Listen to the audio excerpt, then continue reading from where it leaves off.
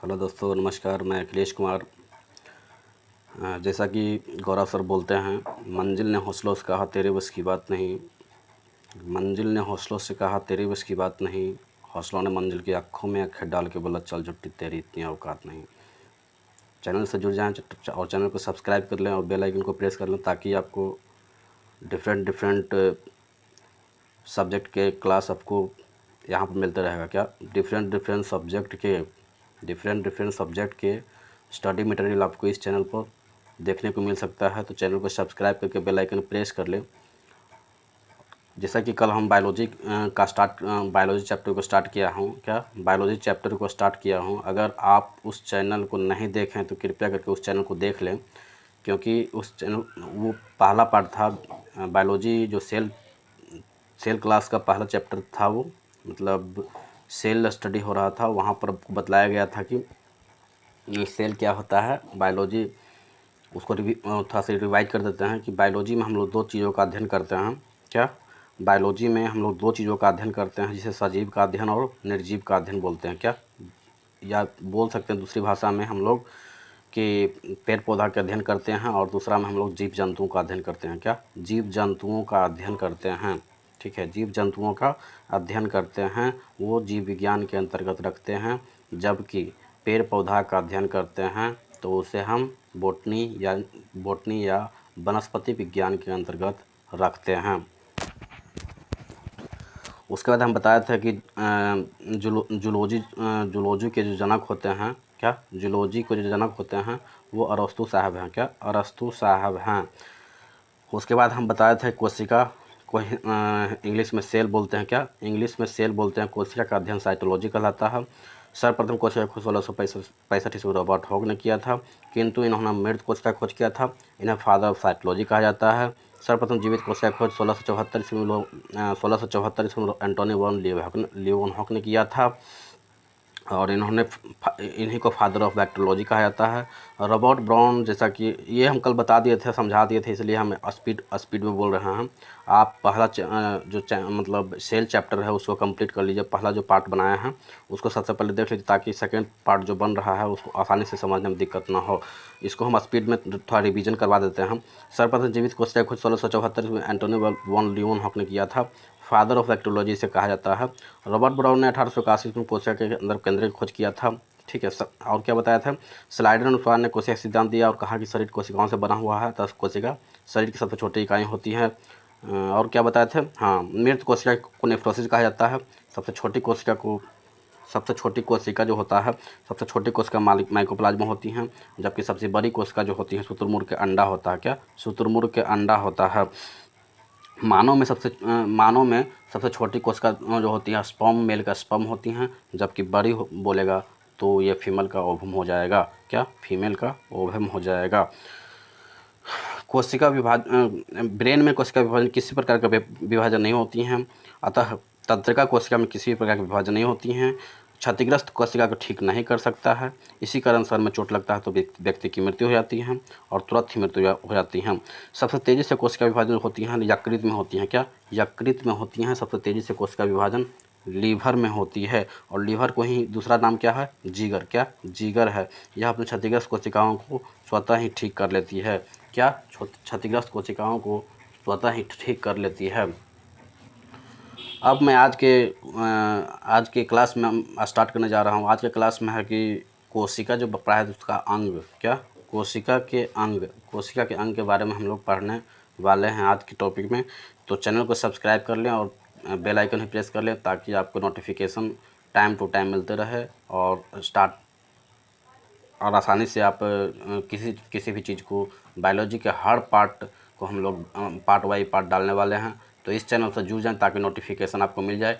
इसलिए कुछ नहीं करना है, जाकर डायरेक्ट जो नीचे में सब्सक्राइब बटन है उसको क्लिक कर लें, ताकि आपका नोटिफिकेशन मिल पाए।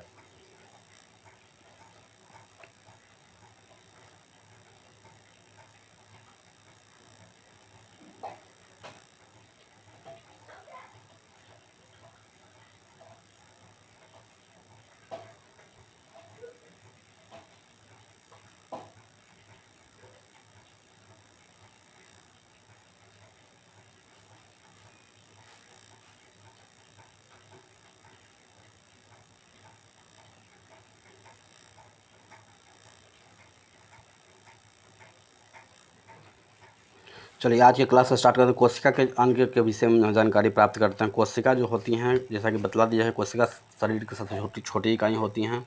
शरीर की सबसे छोटी इकाई क्या होती है? कोशिका होता है। तो कोशिका क्या होता है? कोशिका सेल शरीर की सबसे छोटी इकाई होती हैं। क्या? शरीर की सबसे छोटी इकाई होती हैं। कोशिका के बहुत सारे अंग होते हैं, जैसा कि चित्र में दिखलाया गया है। एम से माइटोकॉन्ड्रिया हुआ, ER से बोलते हैं इंडोप्लाज्मिक रेटिकुलम। क्या? इंडोप्लाज्मिक रेटिकुलम होता है। R से राइबोसोम होती हैं। G से गोल्जी ऑपरेटर होता है। ठीक है, R डबल टाइम लिखा गया है। L से लाइसोसोम होती हैं। V से होता है वैक्यूल और N से होता है न्यूक्लियस। क्या? न्यूक्लियस होता है।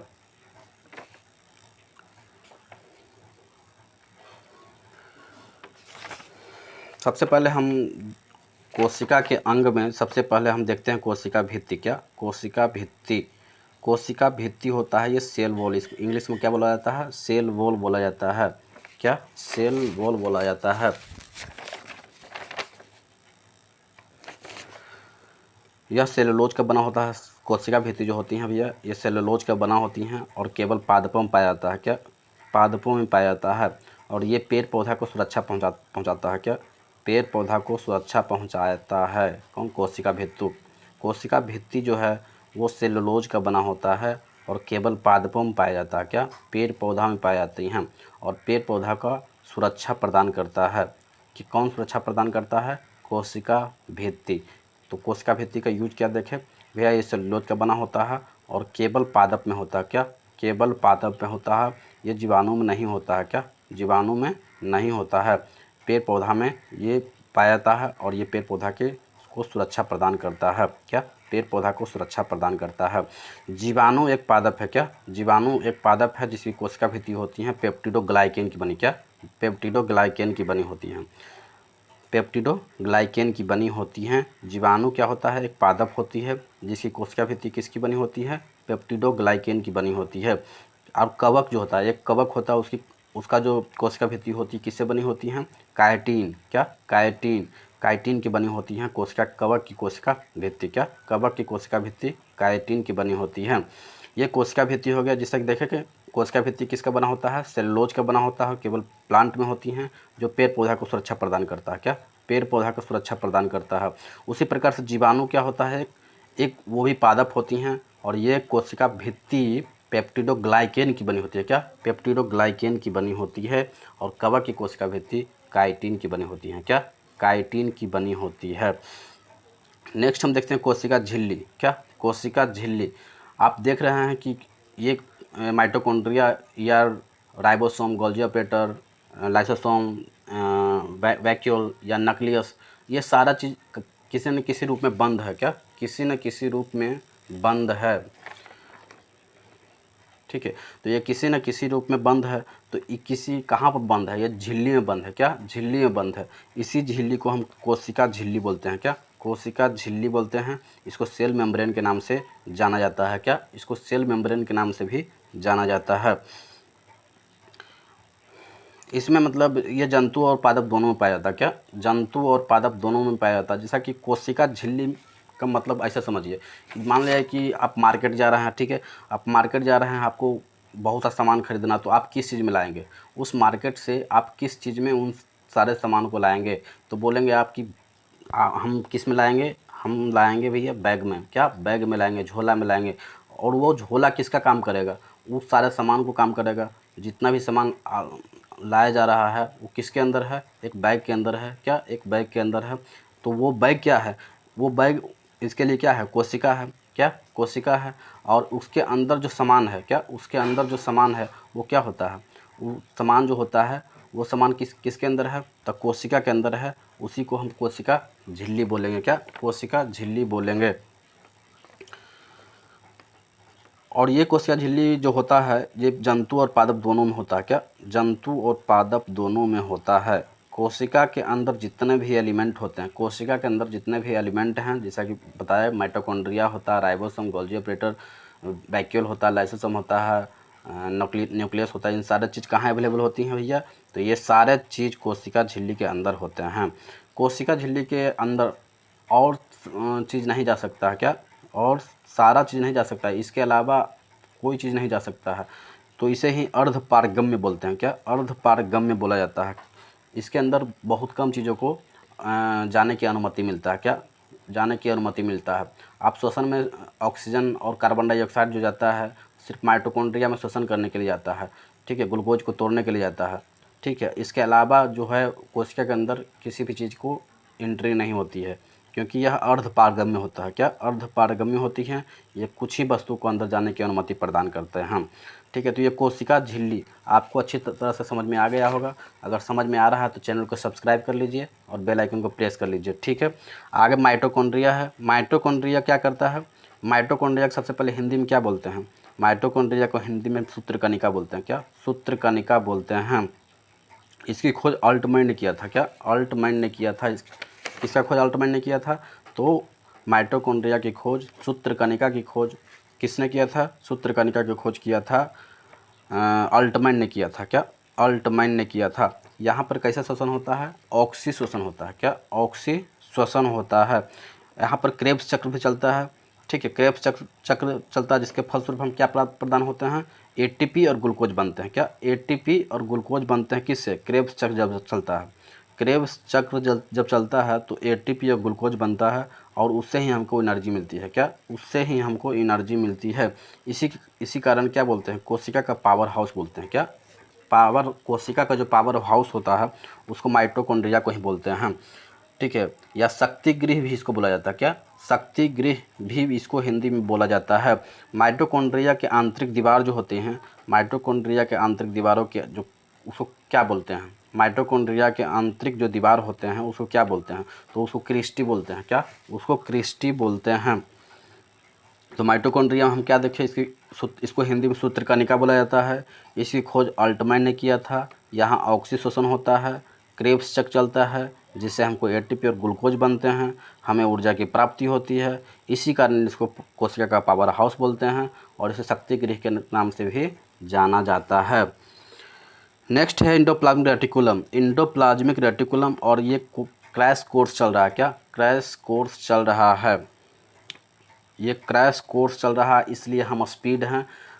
ग्रुप डी के बाद मैं इसको बारी बारी से अच्छे से एक्सप्लेन करके मैं करवाने वाला हूँ, क्योंकि क्रैश है इसलिए यहाँ पर जल्दी जल्दी हमको करना होता है।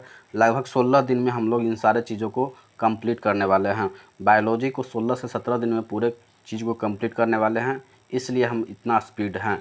इसलिए अगर रिवीजन कर रहे हैं, सीखना चाहते हैं, तो बिल्कुल 16 दिन के बाद बारी बारी से मेरा वीडियो आते रहेगा और आप लर्न कर सकते हैं, क्योंकि अभी ग्रुप डी का क्रैश चल रहा है, जल्दी जल्दी करना होता है, इसलिए हम लोग इसको रिवीजन करवा रहे हैं हम। नेक्स्ट है इंडोप्लाज्मिक रेटिकुलम। इंडोप्लाज्मिक रेटिकुलम को हिंदी में क्या बोला जाता है? इंडोप्लाज्मिक रेटिकुलम को हिंदी में बोला जाता है अंतःप्रदव्य जालिका। क्या? अंतःप्रदव्य जालिका बोला जाता है। क्या बोला जाता है? अंतःप्रदव्य जालिका, इंडोप्लाज्मिक रेटिकुलम।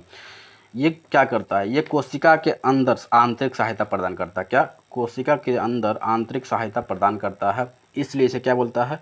कोशिका का आंतरिक कंकाल भी कहते हैं। क्या? कोशिका के आंतरिक कंकाल भी इसे बोला जाता है। या कितने तरह की होती हैं? ये 2 तरह का होता है। क्या? 2 तरह की होती हैं। एक होता है स्मूथ ईयर और एक होता है आपको रफ ईयर। क्या? Rough year. एक स्मूथ ईयर होता है और एक रफ ईयर होता है। तो स्मूथ ईयर में क्या बनता है? स्मूथ ईयर में कार्बोहाइड्रेट और वसा का निर्माण होता है। क्या? स्मूथ ईयर में कार्बोहाइड्रेट और वसा का निर्माण होता है, जबकि रफ ईयर में हम लोग राइबोसोम का निर्माण करते हैं। क्या? राइबोसोम का निर्माण करते हैं हम। तो आप बोल सकते हैं कि राइबोसोम कहाँ होता है भैया? तो राइबोसोम जो होता है ना, वो आपको ईआर यानी इंडोप्लाज्मिक रेटिकुलम वाला पार्ट में होता है। क्या? इंडोप्लाज्मिक रेटिकुलम वाला पार्ट में होता है। और इंडोप्लाज्मिक रेटिकुलम वाला पार्ट में किधर? तो राइट साइड होता है, और ये इंडोप्लाज्मिक रेटिकुलम का रफ एरिया में होता है, जो कि प्रोटीन का निर्माण करता है। क्या? प्रोटीन का निर्माण करता है। तो अंतःपर्दप जालिका जो होती हैं इसको इंग्लिश में एंडोप्लाज्मिक रेटिकुलम बोला जाता है। शॉर्ट फॉर्म में इसको ER से डिनोट किया जाता है। यह कोशिका के अंदर जैसा कि जानते हैं कि आंतरिक सहायता प्रदान करता है, यानी कि कोशिका का कंकाल कहा जाता है। क्या? कोशिका का कंकाल कहा जाता है। ये दो तरह की होती हैं, स्मूथ ईयर और रफ ईयर। क्या? स्मूथ ईयर और रफ ईयर। स्मूथ ईयर बहुत चिकना होता है और चिकना होने का मतलब कार्बोहाइड्रेट और वसा बनेगा। क्या? कार्बोहाइड्रेट और वसा बनेगा। जैसा कि जानते हैं कि डालडा क्या है, डालडा एक कार्बोहाइड्रेट के अंतर्गत आता है, ठीक है। और घी जो होता है वो किसके अंतर्गत आता है, तो वो भी कार्बोहाइड्रेट के अंतर्गत ही आता है। लसलसा चीज़ जितना भी होता है, लसलसा चीज़ जितना भी होती है वो वसा के अंतर्गत आता था। क्या? लसलसा चीज़ जितना भी आता है वो सब वसा के अंतर्गत आता है। ग्लूकोज क्या है, शर्करा क्या है, शर्करा भी कार्बोहाइड्रेट है। क्या? शर्करा क्या है, कार्बोहाइड्रेट है। तो स्मूथ ईयर में किसका निर्माण होता है भैया, स्मूथ ईयर में कार्बोहाइड्रेट और वसा का निर्माण होता है। और रफ ईयर में राइबोसोम बनता है। क्या? राइबोसोम होता है जो प्रोटीन का निर्माण करता है। क्या? प्रोटीन का निर्माण करता है। तो हम देख लिए। अब बोलेगा राइबोसोम कहाँ होता है। क्या? राइबोसोम कहाँ होता है, जवाब क्या आएगा, रफ ईयर में। क्या? रफ ईयर में होता है। इसका काम क्या होता है, तो प्रोटीन का निर्माण करता है। क्या? प्रोटीन का निर्माण करता है। क्या करता है, प्रोटीन का निर्माण करता है। कौन करता है, राइबोसोम। क्या? राइबोसोम करता है। इसलिए इसको क्या बोला जाता है, प्रोटीन की फैक्ट्री कहा जाता है। क्या? प्रोटीन की फैक्ट्री इसीलिए कहा जाता है इसको, क्योंकि राइबोसोम किसका निर्माण करता है, प्रोटीन का निर्माण करता है। अतः इसे प्रोटीन की भैया फैक्ट्री कहते हैं। क्या? फैक्ट्री कहते हैं। किसको, राइबोसोम को। कहाँ पर होता है, अंतःपर्दप्य जालिका। क्या? अंतःपर्दप्य जालिका एंडोप्लाज्मिक रेटिकुलम या ER वाले रफ वाले पार्ट में ये राइबोसोम अवेलेबल होता है। रफ वाले पार्ट में राइबोसोम जो होता है अवेलेबल होती हैं। इसका काम होता है प्रोटीन का निर्माण करना और प्रोटीन की फैक्ट्री, इसीलिए इसको कहा जाता है। राइबोसोम दो तरह के होते हैं। क्या? राइबोसोम दो तरह के होते हैं। पहला तरह के राइबोसोम होती हैं जिसको 70S बोला जाता है। क्या? 70S होता है। क्या? 70S होता है। ये बहुत ही हल्का होता है और ये प्रोकैरियोटिक कोशिका में पाया जाता है। क्या? प्रोकैरियोटिक कोशिका में पाया जाता है। कौन पाया जाता है, 70S राइबोसोम। जैसा कि जानते हैं कि राइबोसोम कितने तरह के होती है भैया, राइबोसोम दो तरह के होते हैं। कौन कौन, 70S और 80S। 70S क्या करता है, 70S हल्का होता है, प्रोकैरियोटिक कोशिका में पाया जाता है। प्रोकैरियोटिक कोशिका क्या होता है, बहुत छोटा होता है। क्या? बहुत छोटा होता है। जैसे आप बोल सकते हैं बैक्टीरिया, वायरस, ये सब क्या होता है, प्रोकैरियोटिक कोशिका में पाया जाता है। इसमें क्या, किसमें पाया जाता है, प्रोकैरियोटिक कोशिका। जैसे जीवाणु होता है, विषाणु होता है, इसमें कौन सा कोशिका पाया जाता है, तो प्रोकैरियोटिक कोशिका पाया जाता है। ठीक है। एक होता है 80S राइबोसोम। क्या? 80S राइबोसोम होता है। यह बहुत ही भारी होता है। क्या? बहुत ही भारी होता है। कौन सा, 80S राइबोसोम जो होता है बहुत ही भारी होता है और ये यूकैरियोटिक कोशिका में पाया जाता है।